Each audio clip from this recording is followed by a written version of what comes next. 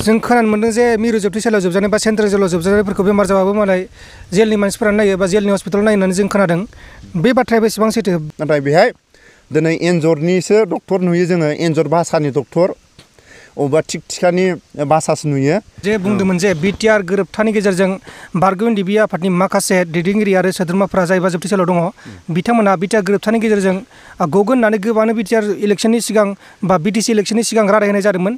नाथाय दिनैसिमबो जों बेखौ नुनो मोनाखै जे एनडिएफबिनि बारग' सोद्रोमाफोरा दासिमबो जोबथेसालियाव दङ बा उदां जायाखै, बेखौ जों नुनो मोनाखै। दा फंबाया होयो होआ बे फंबाया बेहाय माने एडिटिंआव दानो ना मायो आंखौ माने ना गाज्रि मोनो आं बुंनो हाला। आं मोनसे सुंद'यै बुंसै। प्रकाश नार्जारि नामा गुफुरनिया? प्रकाश नार्जारिया बे माबाया आं दा मिनिफ्लांबाय, आं दुखु मोननो हागौ दे। खुलुमबाय नोंथांमोनखौ जोंनि बे चेनेलाव बयखौबो बरायबाय। जोङो दा साननैसो ससियेल मिडियायाव मोनसे गोबां भाइराल जानाय भिडिअ नुदों। बे भिडिअआव जोबथेसालियाव जोबजानाय बारग' एनडिएफबि आफादनि गोदोनि समनि दैदेनगिरि जायनि मुङानो जाबाय दिलीप बसुमतारी, बिथांखौ बिस्वनाथनि होननानै खोनादों। बिथाङा बे समाव जोबथेसालियाव गोब्राब बेरामजों गोलैनानै दङ। दा बेनि सायावनो आङो बारग' एनडिएफबिनि माखासे गोख्रों मावथि बिथांमोनहा मा बुंनो सानो बिनि सायाव आङो फंनैसो मिथिना लानो लुगैयो। नोंथाङा बेनि सायाव मा बुंनो लुगैयो सार? जेनेबा दासान्दि जोंनि बर' हारिनि गेजेराव गोबां जेंना। जायखिजाया बे बिनानाव गाबनायखौ दुखु मोनदों आरो गासै रायजो राजायानो दुखु मोनदों। आरो जोंहा राजेन फंबाया बाखिखौ बेखेवनानै बुंगोन। दा आदाया बुंसिगोन। खुलुमबाय। बर' हारिनि बयनिसिमबो बुंनायफ्राव गोरोन्थि जायोबा निमाहा बिनाय बयनिसिमबो आसा खालामो आंनि बुंनायाव गोरोन्थि जायोबा फंबायनि चेनेलनिफ्राय। दा जेरैबायदि ससियेल मिडियाफ्राव बुंस' हायै, फोरमायख'नो हायै, गावनिनो बिदा, गावनिनो बिगुमै, गावनिनो असे न'खरनि होननानै जेरै गाबगु खुबगु नुदों, बिनिफ्राय आरो दुखुसिन आरो मा दं? बेखौनो आङो बयनिसिमबो आङो खावलायो। जाय बर' हारिनि बै समाव बर'फोरनि थाखाय उदां दावहा नांनो थांनायाव बा उदां जारिमिनफोरखौ नागिरनो थांनायाव जेरैबायदि खस्थ' भुगिनानै दिनै जेलाव दं, उन्दुनाय गद गैया, गाननाय गद गैया, जानाय लोंनायनि खुनु थिग नङा, मोनफ्रामबो न'खरनि दुखु दाहा आरो गाननाय जोमनाय उन्दुनाय मोनफ्रामखौ खस्थ' सहायनानै जेलाव आलाय सिलाय थानानैबाबो बर' हारिनि थाखाय जेलाव थानायानो बर' हारिनि बर' रायजो राजानि थाखाय जेल सिङावनो नांसोमनानै दं। बेनो जाहैबाय जेराव थानो हासोमनायानो जाहैबाय बर' हारिखौ गुबुन हारिया मालाबाबो गुबुन हारिया दाउ अमाफोरबायदि आखु देखायनो दा हाथों। बे जेलाव थानायानो बा जेलाव थानो गोनां जानायानो बर' हारिनि दिन्थिनाय। दा बे बर' हारिनि गेजेराव बे जेलाव थाग्राफोरनि थाखायनो दिनै बिटिआर एकर्ड, बर'फोरनि जायगानि थासारि, गुबुन हारिफ्रा हरफ्राव थाबायना थाङोमोनब्ला सोरबा बेफार सेफार बा बिजनेसफ्रा मोनानानै थाङो गुबुन हारिनि लामाजों थाङोमोनबा बै समाव बर' होनोबा दाउ अमाफोरबायदि खना खनला दैफ्राव हाग्रा बारिफ्राव बुथारखुमाना दोनोमोन। बे एनडिएफबिआ जुदि जोनोम जायामोनब्ला बिदिनो गुबुन हारिजों लामा सामा बुथारखुमानानै दोनखुमानानै दिनैसिम दंस' जागौमोन।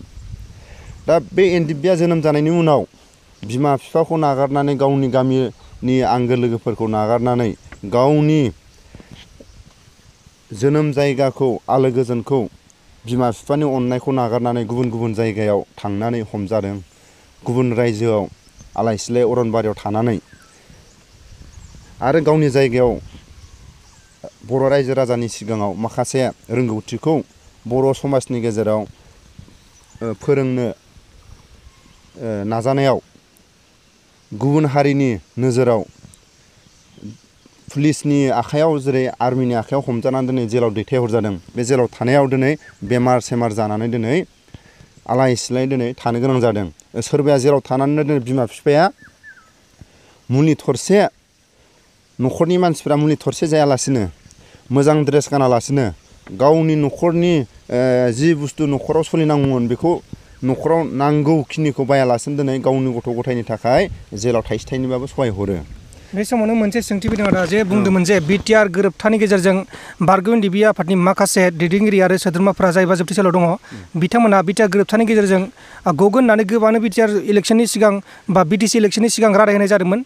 नाथाय दिनैसिमबो जों बेखौ नुनो मोनाखै जे एनडिएफबिनि बारग' सोद्रोमाफोरा दासिमबो जोबथेसालियाव दङ बा उदां जायाखै बेखौ जों नुनो मोनाखै। बे एकर्डआथ' जाहैबाय प्रमद आरो गबिन्दनि गादिनि माने गादिखौ लुगैनानै गासिबो एनडिएफबि गासिबो बर' रायजोआ जोंखौनो दैथायहरदों, जोंखौनो थोनहरदों, जोंनि बुंनायखौनो दिनै गनायसिगोन। एनडिएफबिआ जेसेबां जेलाव थादों जेसेबां बर' रायजोफोर दं होननानै बिसोरो बर'फोरनि साइनखौ लानानै मोनफ्रोमबो फिसा फिसा संगठनफोरनि साइनखौ लानानै बिसोर दिल्लीयाव जमा हैनानै गभर्नमेन्टनि माखासे नंखाय राव, माखासे थगायनाय बर' हारिखौ जेरै बै समनिफ्राय थगायनानै आरो दा थगायबावनांगौ होननानै मोनसे सरकारा प्लान पलिसि लाखाबाय थानाय समावनो जेरैबायदि आबसुनि दैदेनगिरि प्रमद बर'आ एनडिएफबिखौबो लांफानानै साइन होनाया बियो गादिनि थाखायसो बियो थांदों आरो गादिनि लबावसो बियो बर' रायजो राजानि सिगाङाव नंखाय राव बुंनानै बियो बर' रायजोनि सिगाङाव बुंदोंमोन बे एकर्डआ ओरैबायदि मोजां, ओरैबायदि समायना, बे एकर्डनि थ्रुयैनो जेराव थाग्राफ्रा गसिगोन आरो बर'फोरनि जि गामि ओनसोलाव हाजिरा मावनानै जानो गोनां जानाय आरो बर'फ्रा सान हर अखा बांखा मोजां उन्दुनो मोना, बिनिफ्राय जों एसेबाबो जौगासिगोन बे एकर्डआ होननानै बर' रायजो राजाखौ थगायनानै इलेक्सनाव बियो देरहाबाय। दा देरहाखांनायनि उनाव रोखा रोखा जाबोगासिनो दं सारा माबानि आसामनि इण्डियानि बर'फोर रायजो जानाया बिटिआर ओनसोलाव त्रिपालनि न' दं, गिजि गब्लं न' दं होननानै दिनै रावबो मिथियामोन। इसोरनि अननायाव, भगबाननि अननायाव बारहुंखायासो देखायबाय बिटिआराव दाबो त्रिपालनि न' दं होननानै।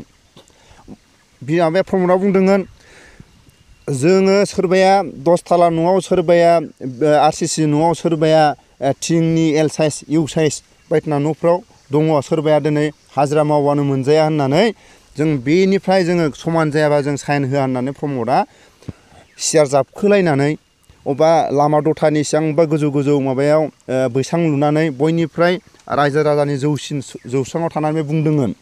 दा बे मा जाहैबाय गासिबो नंखायफ्ला। आरो बे प्रमद बर'आ गादिनि लबाव जेरैबायदि गबिन्दखौ लांनानै ओमफ्राय बे गाव बुंनाय रावखौ बियो दिनै रायजोनि सिगाङाव सिखार जानो थाखाय बे हायैनि थाखाय दिनै फंबाय गेदेर बैसोयै राग'नाय माने साइज सासे बेनि दै माबा देरसिन नुयो प्रमदनिफ्राय, खिन्थु बे प्रमदनि फंबायसो गबिन्दआ। बिनि फंबाया मा बुंबाय बे सक्तियाव एनडिएफबिनि जेलनि उदां जानाय बे एकर्डजों लिखित गैया, कर्टआव थांनाय केसखौ कर्टजोंसो नांनांगोन। अब्लालाय एकर्डआ मा जाखो? प्रमदआ बुंदोंमोन बे गासिबो उदां जाबाय होननानै बुंदोंमोन। ओमफ्राय आं मोनसेल' बुंनो सानबावो 5 बोसोर 10 बोसोरनि उनाव इउपिपिएलनि जेसेबां सोद्रोमाफोर दङ बिसोरो बिजेपि सरकारा बर' हारिनि खामानिखौ मावानो आरो मावफुङानो जोङो इउपिपिएलनिफ्राय इउपिपिएलनि जेसेबां सोद्रोमाफोर दं जों बिजेपि सरकारजों थाला होननानै बिसोरो रायजो राजानि सिगाङाव बिसोरो ओरैनो 10 बोसोर बा बोसोरबानि उनाव बिसोरो बेखौ रायजोनि सिगाङाव बुंगोन बे सियर। माबाया बर' हारिनि मावनांगौ खामानिखौ बिजेपि सरकारा मावला आरो मावा, बिनि थाखायनो जों दिनै बिजेपिजों थाला होननानै बिसोरो दिनै नोंनि चेनेलाव बे बिराजाया बुंदोंना बेखौ बर' रायजोनि गेजेराव इउपिपिएलनि सोद्रोमाफ्रा 10 बोसोरनि उनाव बा नैबे बोसोरबा जानो थांगासिनो दं, बिनि उनावनो बायध'था जागोन बिसोरो बुंनो थाखाय। आरो लोगोसे बिपिएफनि समावबो जे बिथांमोनखौ उदां खालामनो हायासै बिनि सायाव माबा मोनसे खोथा दं नामा? बिपिएफआबोथ' बहुत गोबाव सरकार सालायबाय बिटिसिआव 17 बोसोर, दा बिपिएलआ सालायगासिनो दं 2 बोसोर बारलांबाय, नाथाय बिपिएफआबो सालायदोंमोन 17 बोसोर, अब्लाबो जोबथेसालियाव जोबजानायफोरखौ बिपिएफआ बहननो हायासै, बिनि सायाव माबा मोनसे बुंनो सानो नामा? बिपिएफआथ' माने मोजां खामानि मावदों, बिनिफ्राय मोजां खामानि आरो मा मावबावनांगौ? जेब्ला एनडिएफबिआ हाग्रायाव थादोंमोन, हाग्रायाव थानानै जेब्ला सेक्रिफाइस खालायदोंमोन, बे समाव जेब्ला बिपिएफ सरकार सालायदों बे समाव दिल्लीनि सरकारजों सेन्ट्रेल गभर्नमेन्टजों जेराव थाग्राफोरनि थाखाय हाग्रायाव थाग्राफोरा सावरायनानै बर' हारिया मा अलखराव दं आरो मा लाइनाव थाङोबा गगोन बेखौ नोंसोर सावरायलाय होननानै टेबोलाव जायगा होदों। जायगा होहोनाया सोर? BPF सरकारासो जायगा होहोदों। गावलायनाय बुथारलायनायनिफ्राय जोङो सान्थियाव टेबोल टकआव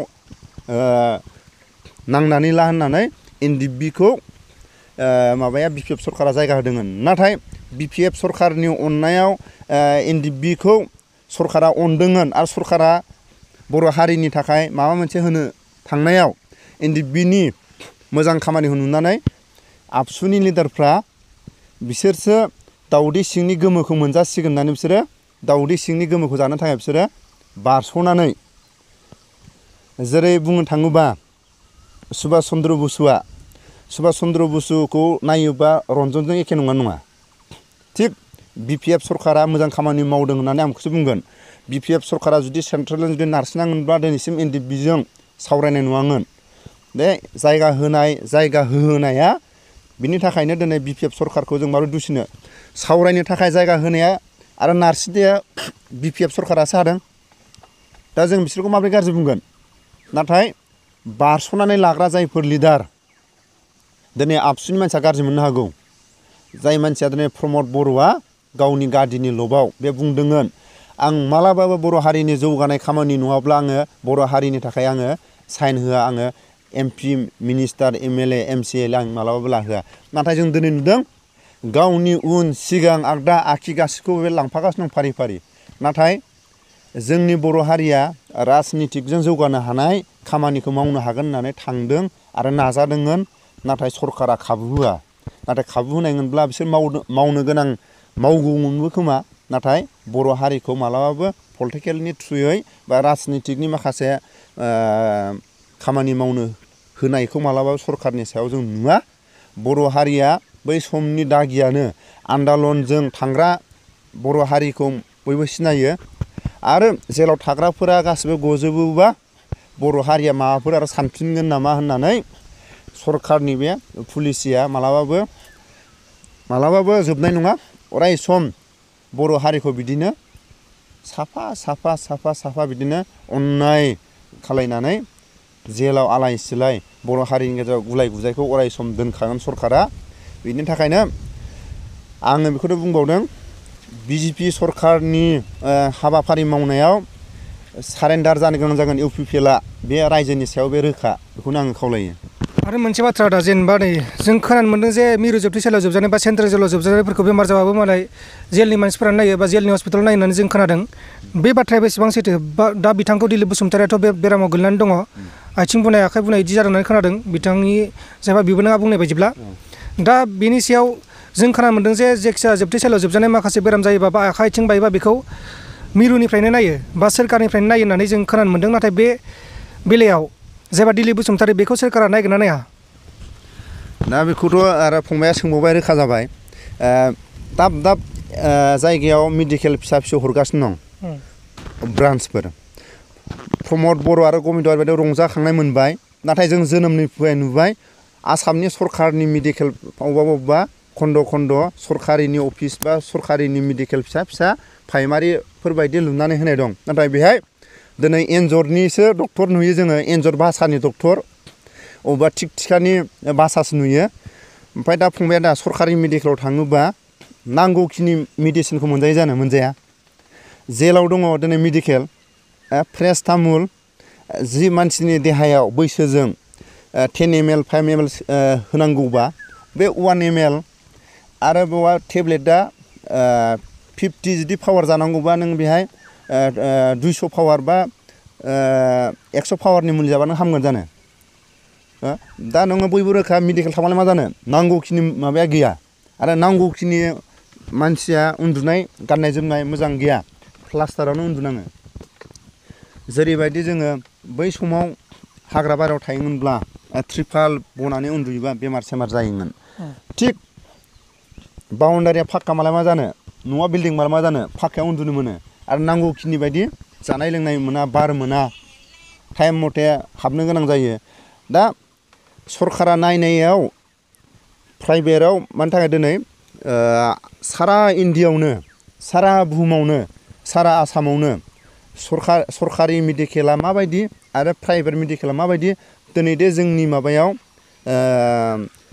आङो गुसुङै बुंनोसै जोंनि रायजो जानाय जायगायाव प्राइभेट मेडिकेला मानि थाखाय सोलियो सरकारि मेडिकेलाव मानि थाखाय थाङा बेहाय रोखायै पाब्लिकआव मोनथियो बुंलायनाङा आरो बेफोर गासिबो जुदि फिसा फिसा रावखौ बुंदेरोबा खोथायाबो लावो सरकारि मेडिकेलाव जुदि थोजासे नायगोनबा दिनै प्राइभेट मेडिकेला दिनै थांगौमोन ना थाङामोन दिनैसिम जोङो प्राइभेट जों दिनै मेडिकेल नुनाय नुवामोन बिनि थाखायनो दिनै प्राइभेट मेडिकेल ओमफ्राय दिनै जोङो सरकारि स्कुला थैनो थांगासिनो दं बे सरकारि स्कुल थैनो थांनाया गासिबो एखे जोंनि रोंगौथिफ्रा जोंनि नांगौखिनिया दिनै प्राइभेट खामानिफ्रासो बा प्राइभेट स्कुलफ्रासो प्राइभेट कम्पानिफ्रासो गामिनि रायजो राजासो सरकारखौ दिनै फोथांनानै दोनदों जुदि प्राइभेट जुदि बेक्ति साफा सानै मानसिफ्रा जुदि दिनै प्राइभेट मेडिकेल जुदि खुलियामोनबा जोंनि आसामनि रायजो राजाफ्रा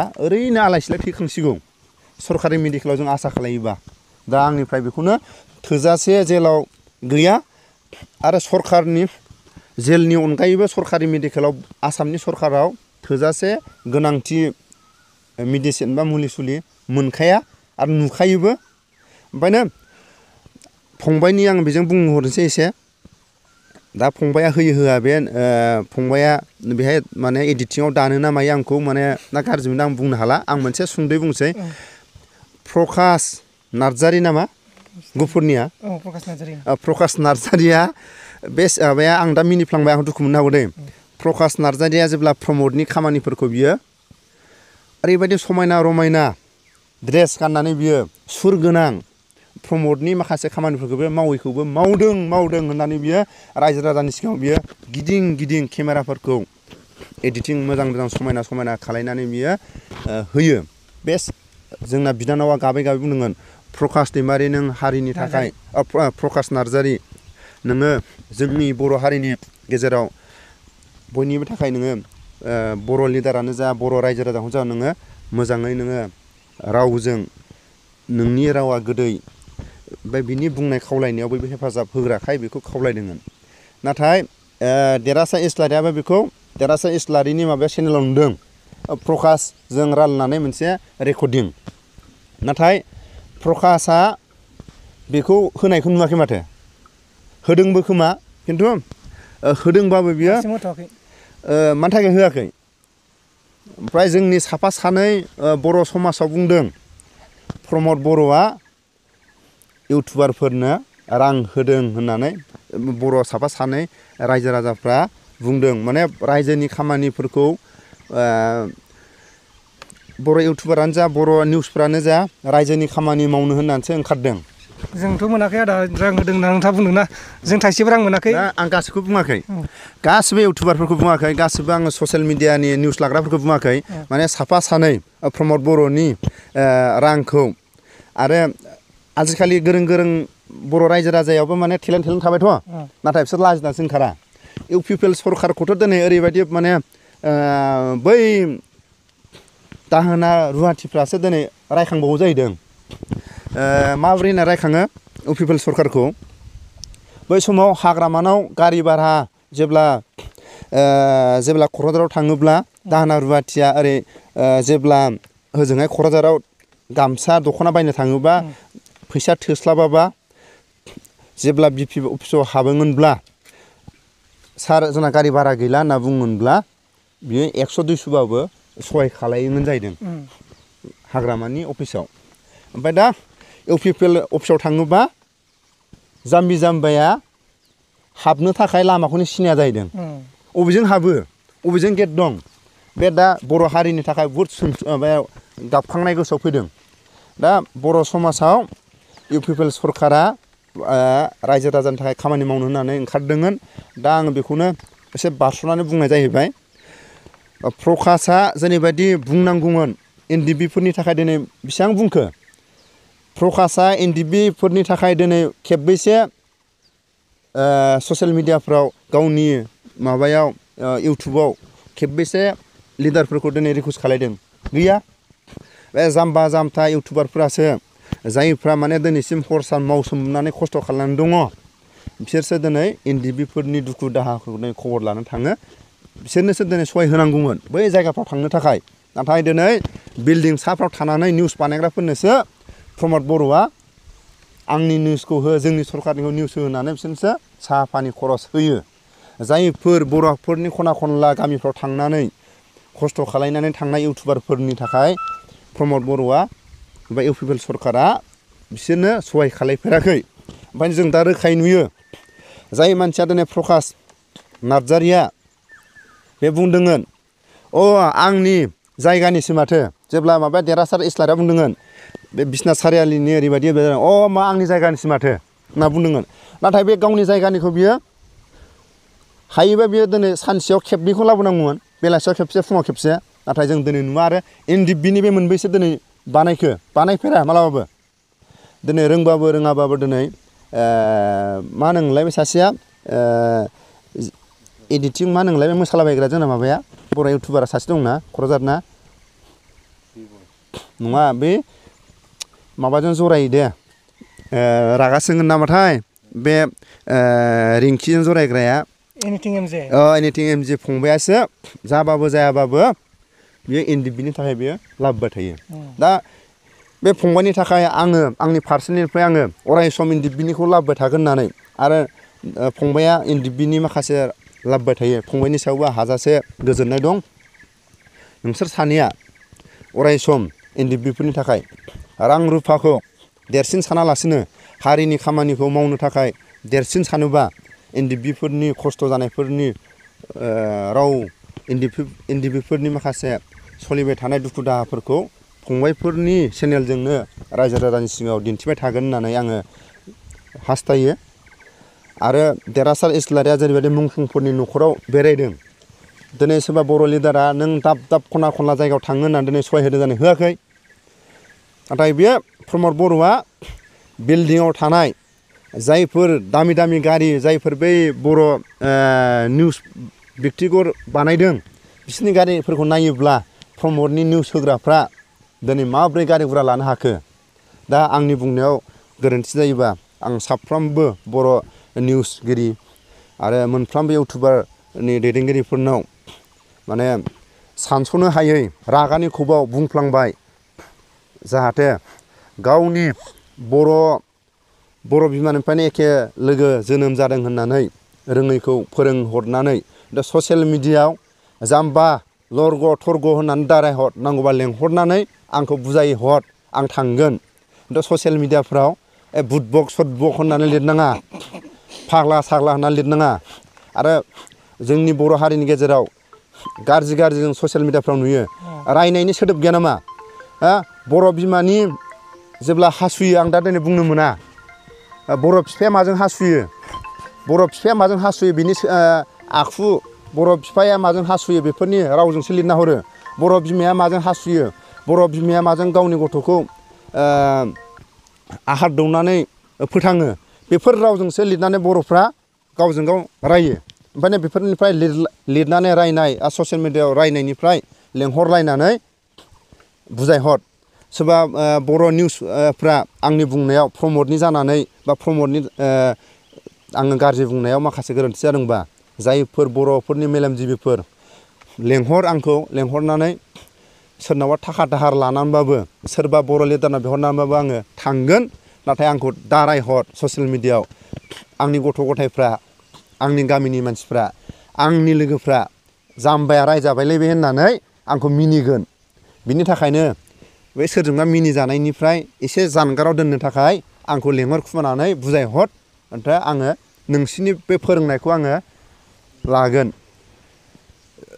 जेरै दाउस्रिया जेरै मास मोनसे मास मोननैयावनो गुमा दौबा फोरोंबा रोङो आबौ होननाय जोंबो बेखौ रोंनो हागौ फोरोंबा बिनि थाखायनो आं बयनिसिमबो आसा खालामो जाहाथे आंनि बुंनायाव गोरोन्थि जायोबा आरो जाय बे दिलीप बसुमतारी बेखौ बयबो बर' रायजो राजाया अनसाय आरो बर' रायजो राजाया अनसायनायनि सायावनो NDFBफ्रा जेलाव उदाङै आलो गोजोनै बेमार आजारनिफ्राय जेसेबां धर्म जेसेबां बर' हारियाव मोनफ्रोमबो जनजाति अननानै जुदि NDFBफोरनि थाखाय आर'ज गाबनानै बेमारनिफ्राय जानगाराव आरो उदां जानांगौ होननानै आर'ज गाबगोन बयबो जाहाथे आरो जेलाव थाग्राफोरनि न'खरनि सोद्रोमाफोरखौबो जाहाथे बयबो सहाय खालायलायो होननानै आं फंबायनि चेनेलनिफ्राय आङो बयनिसिमबो आङो मिजिंथियो आंनि बुंनायाव गोरोन्थि जायोबा हर सानबाबो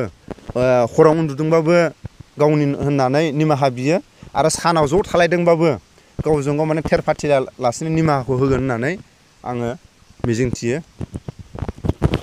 अब्ला नोंथांनिसिम गोजोननाय थाबाय बेखिनि बाथ्राखौ फोरमायनायनि थाखाय। अब्ला नोंथांमोनाबो बे भिडिअखौ हागौमानि शेयार खालाम जाहाथे बे भिडिअखौ बयबो नुयो आरो बयबो बुजिलायो। गोजोन्थों एसेनोसै जै बर' हारिनि।